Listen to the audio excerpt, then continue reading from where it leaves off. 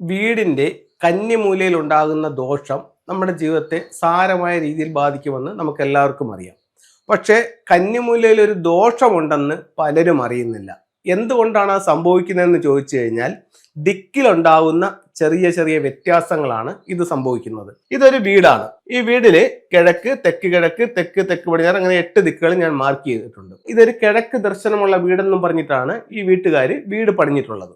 അപ്പോൾ ഇവർ എന്ത് ചെയ്തു? തെക്ക് കിഴക്ക് ഭാഗത്ത് ഒരു കിച്ചൺ ചെയ്തു. തെക്ക് വശത്ത് ഇവരൊരു ടോയ്ലറ്റ് വെച്ചു.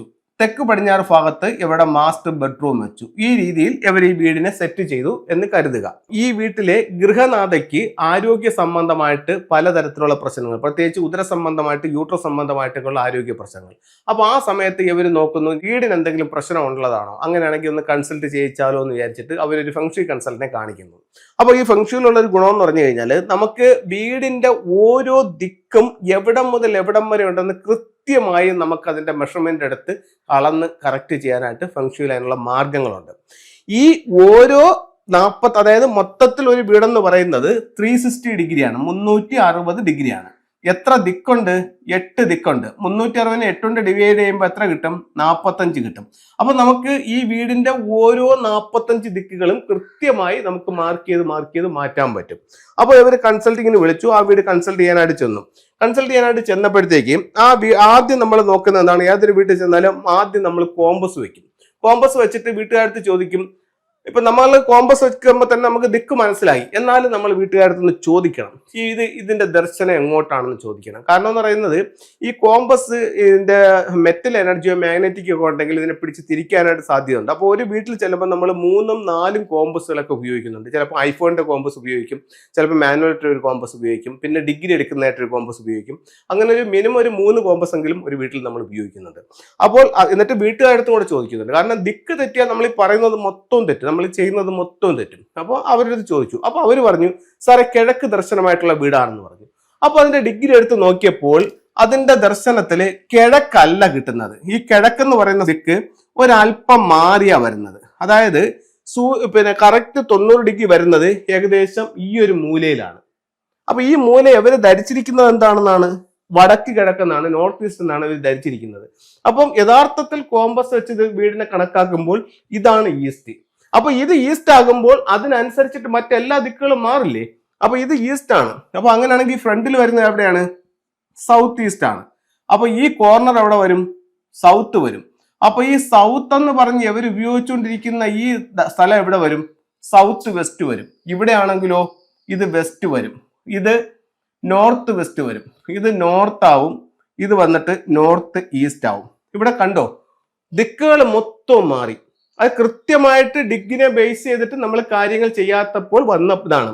ഇവർ ദിക്കെന്ന് പറഞ്ഞ് വെച്ച വീട് യഥാർത്ഥത്തിൽ വിധിക്കിലായിരുന്നു. കറക്റ്റ് കോമ്പസ് എടുത്ത് ഇതിനെ ഡിവൈഡ് ചെയ്ത് നോക്കിയപ്പോൾ ഇത് കംപ്ലീറ്റ് മാറി.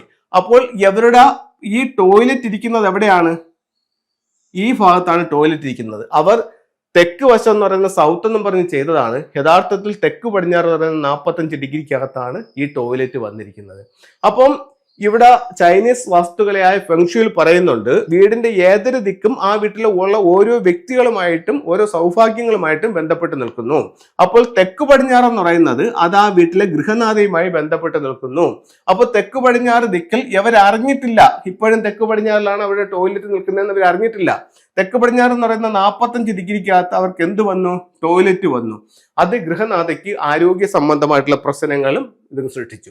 അപ്പൊ നമ്മൾ ഒരു ഉദ്ദേശം വെച്ചിട്ട് ഇവിടെ പറഞ്ഞിട്ട് കാര്യമുണ്ടോ? ഇല്ല. കൃത്യമായിട്ടുള്ള മെഷർമെന്റ് എടുത്ത് ഡിഗ്രി എടുത്ത് അതിനെ ഡിവൈഡ് ചെയ്ത് എടുക്കുമ്പോഴത്തേക്കാണ് നമ്മൾ ഈ സത്യം തിരിച്ചറിയുന്നത്. ഈ 45 ഡിഗ്രി എന്ന് പറയുന്നത് ഇത് തെക്ക് വശമല്ല, തെക്ക് പടിഞ്ഞാറാണ്. അവിടെയാണ് ടോയ്ലറ്റ് കയറിയിരിക്കുന്നത്. അതുകൊണ്ടാണ് ഗൃഹനാഥയ്ക്ക് ആരോഗ്യ പ്രശ്നങ്ങൾ ഉണ്ടാവുന്നത്.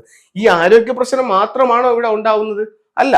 തെക്ക് പടിഞ്ഞാറിന്റെ പ്രശ്നങ്ങൾ പറയുമ്പോൾ ഫുങ്ഷോയില് അത് ഗൃഹനാഥയുടെ ദിക്കാണ്, അത് ആരോഗ്യത്തിന്റെ ദിക്കാണ്, ശരീരത്തിന്റെ ഭാഗം എന്ന് പറയുന്ന ഉദരവും യൂട്രസുമാണ് അവിടെ പറയുന്നത്. അതുപോലെ അവിടുത്തെ ഒരു സൗഭാഗ്യം പറയുന്നുണ്ട്, ഭാര്യയും ഭർത്താവും തങ്ങളുടെ ഐക്യം, സ്നേഹം. അപ്പൊ ഇത്തരം വീടുകളിൽ ഇവർ തങ്ങളിൽ വേർപെട്ടു പോകാനുള്ള സാധ്യതയും ഫെങ്ഷുയിൽ പറയുന്നുണ്ട്. അതുപോലെ തന്നെ അവിടെ പറയുന്നുണ്ട് വിവാഹ സംബന്ധമായ തടസ്സങ്ങൾക്കും ഈ ദിക്ക് കാരണമാകാം ഇവിടെ മലിനപ്പെട്ടാലെന്ന് പറയുന്നുണ്ട്. അപ്പോൾ നമ്മുടെ വീടിന്റെ ഓരോ ദിക്കുകളും കൃത്യമായി എവിടം മുതൽ എവിടം വരെ ഉണ്ടെന്നുള്ളത് നമ്മളെങ്കിലും ഒന്ന് അറിഞ്ഞിരിക്കണം. ആ ദിക്കിൽ എന്തെങ്കിലും ദോഷം വന്നിട്ടുണ്ടോ എങ്കിൽ നമ്മൾ ഉറപ്പായിട്ടും അതിന് പരിഹാരം ചെയ്യണം. ഇപ്പൊ നിങ്ങൾ ഓടിപ്പോയി ഈ ടോയ്ലറ്റ് പൊളിക്കേണ്ട കാര്യമുണ്ടോ? ഇല്ല. എന്തുകൊണ്ട് കാര്യമില്ല എന്ന് വെച്ച് കഴിഞ്ഞാൽ ഫെങ്ഷുയിൽ ഒരു പ്രശ്നമുണ്ടെങ്കിൽ ആ പ്രശ്നത്തിന് ഒരു പരിഹാരവുമുണ്ട്. അപ്പൊ അതുകൊണ്ട് നിങ്ങൾക്കത് കറക്റ്റ് ചെയ്യാം. ഇപ്പൊ ചിലർ ഫോൺ ചെയ്തിട്ട് ചോദിക്കുന്നുണ്ട്, സാറേ ഞാൻ തെക്ക് പടിഞ്ഞാറ് ഭാഗത്ത് ഒരു ടോയ്ലറ്റ് വെച്ചോട്ടോ, എന്നിട്ട് ഞാൻ അതിന്റെ പരിഹാരം ചെയ്താൽ മതിയോ എന്ന് ചോദിക്കുന്നുണ്ട്. അതൊരിക്കലും നമ്മൾ അംഗീകരിക്കില്ല. കാരണം എന്ന് പറയുന്നത്, നിങ്ങൾക്ക് പറ്റിപ്പോയെങ്കിൽ അതിന് നിങ്ങളൊരു പരിഹാരം ചെയ്തു, അല്ലാതെ അറിഞ്ഞുകൊണ്ടൊരിക്കലും അങ്ങനെ തെറ്റുകൾ ചെയ്യാനായിട്ട് പാടില്ല. ഇനി നമുക്ക് ഫെങ്ഷുയുടെ ചില ടൂളുകൾ നോക്കാം. നമ്മൾ തെക്ക് പടിഞ്ഞാറ് സൗത്ത് വെസ്റ്റിനെ പറ്റിയാണ് സംസാരിച്ചുകൊണ്ടിരിക്കുന്നത്. ഇതൊരു ക്രിസ്റ്റലാണ്. ഫെങ്ഷുയിൽ ഒരു പഞ്ചഭൂതങ്ങളുടെ തിയറി ഉണ്ട്. അതായത് ഓരോ ദിക്കിലും ഓരോ എലമെന്റ് ഉണ്ടെന്നുള്ളതാണ്. തെക്ക് പടിഞ്ഞാറിലെ എലമെന്റ് എന്ന് പറയുന്നത് എർത്ത് എലമെന്റ് ആണ്. ആ എർത്ത് എലമെന്റ് എൻഹാൻസ് ചെയ്യാനായിട്ട് നിങ്ങൾക്ക് ഇത്തരത്തിലുള്ള ക്രിസ്റ്റൽ ബോളുകൾ ഉപയോഗിക്കാം. സൗത്ത് വെസ്റ്റിലാണ് ഇത് ഉപയോഗിക്കുന്നതെങ്കിൽ 2 എണ്ണം ഉപയോഗിക്കണം. ഇനി നമ്മൾ പറഞ്ഞുകൊണ്ടിരുന്ന മറ്റൊരു മാറ്റർ എന്ന് പറഞ്ഞാൽ ഹെൽത്ത് പ്രോബ്ലം എന്നാണ് പറഞ്ഞത്. അപ്പോൾ ഹെൽത്ത് പ്രോബ്ലത്തിന് റെമഡി ആയിട്ട് ഫെങ്ഷുയിൽ ഉപയോഗിക്കുന്ന ഒരു ടൂൾ എന്ന് പറയുന്നത് ഇത്തരത്തിലുള്ള കലാബാഷ് അഥവാ ഉലു എന്ന് പറയുന്ന ഒരു നാച്ചുറൽ ആയിട്ടുള്ള ഒരു സീഡാണിത്. ഇത് ഈ ഒന്നുകിൽ നിങ്ങളുടെ ലിവിംഗ് റൂമിന്റെ ഈസ്റ്റിലിടാം, അതല്ലെങ്കിൽ ഈ വയ്യാതെ കിടക്കുന്ന വ്യക്തിയുടെ ഹെഡിന്റെ സമീപത്തായിട്ട് നിങ്ങൾക്ക് ഇത് ഹാങ് ചെയ്യാവുന്നതാണ്. ഇനി ഒരു ടൂളും കൂടെ കാണിക്കാം. ഇതൊരു ഡ്രാഗൺ ഗേറ്റ് ആണ്. ഇത് എന്തിനു ഉപയോഗിക്കുന്നു വെച്ച് കഴിഞ്ഞാൽ കുട്ടികൾക്ക് പരീക്ഷകളിൽ വിജയിക്കാനും മത്സരങ്ങളിൽ വിജയിക്കാനും വേണ്ടിയിട്ട് അവരുടെ ബെഡ്റൂമിന്റെ വെളിയിൽ പുറത്തെ ഡോറിന്റെ മുകളിലായിട്ട് ഇത് ചെയ്യാം. അപ്പോൾ ഇത് ഡോറിന്റെ മുകളിലായിട്ട് ഇരിക്കുമ്പോൾ ഓരോ തവണ കുട്ടി കയറുമ്പോഴും ഇറങ്ങുമ്പോഴും മത്സര പരീക്ഷകളും വിജയങ്ങളും ഇവർക്ക് നേടിക്കൊടുക്കാനുള്ള ഒരു എനർജി ഇത് കൊടുക്കുമെന്ന് ചൈനീസ് വാസ്തുകലയായ ഫെങ്ഷുയിൽ പറയുന്നു.